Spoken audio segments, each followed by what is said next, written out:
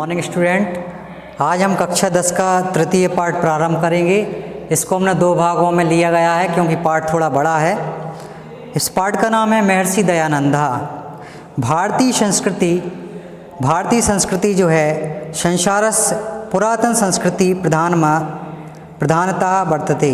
भारत की जो संस्कृति है वो सबसे पुरानी संस्कृति मानी जाती है। समये समये अनेक महापुरुषा भारतम अवतीर्यम। समय समय पर भारत में अनेक प्रकार के महापुरुष अवतीर्ण हुए। एताम अस्मदीयाम संस्कृतम श्रेष्ठताया चरम सीमा नीतवन्तः। इसलिए भारत की कोई चरम सीमा नहीं है। यहाँ पर जो संस्कृति वह बहुत पुरानी है।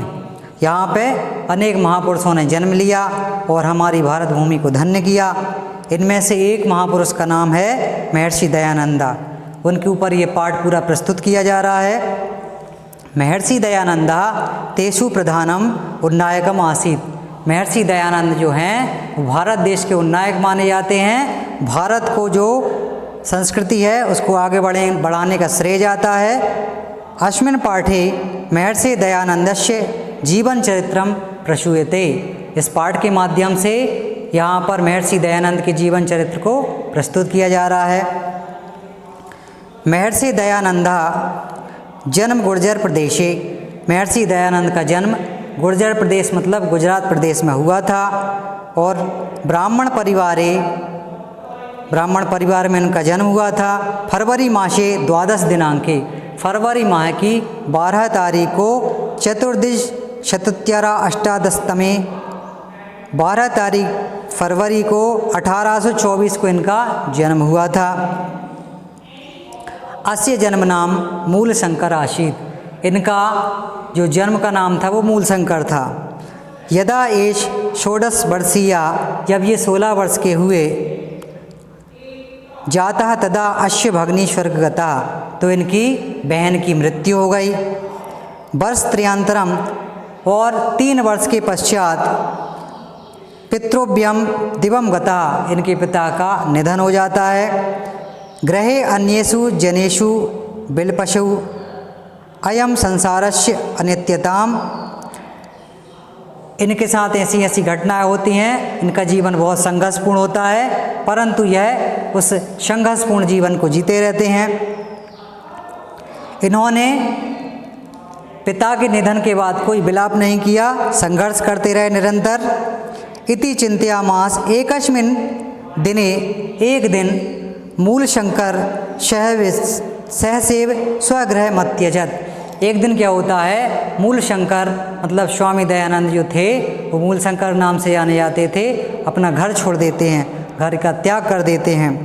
ततो अशो देशांतरम, वह अनेक देशों में भ्रमण करते हुए, विचरण करते हुए, घूमते हुए, व्याकरण वेदा दीन्य अनेक शस्त्राणी विशेषता, उन्होंने व्याकरण के अनेक शास्त्रों की और व्याकरण की पढ़ाई की, अध्ययन किया। विशेषता योग पद्धति, और उन्होंने योग की विशेष पद्धति को सीखा, विशेष योग को सीखा। विचरण काले अयम, मतलब घूमते हुए इन्होंने, विचरण करते हुए इन्होंने नर्मदा तीरे, नर्मदा के तट पर स्वामी पूर्णानंद सरस्वती प्रकाशात, स्वामी पूर्णानंद सरस्वती से संन्यास ग्रहणात, संन्यास की दीक्षा ग्रहण की। तथा ऐशा दयानंदा सरस्वती, तब से इनका नाम दयानंद सरस्वती के नाम से प्रसिद्ध हो गया, जाने लगा। नामना प्रसिद्ध जाता, तब से इनका नाम दयानंद सरस्वती के नाम से प्रसिद्ध हो जाता है। अनंतरम, इसके पश्चात मथुरा गत्वा, यह मथुरा नगरी को चले जाते हैं।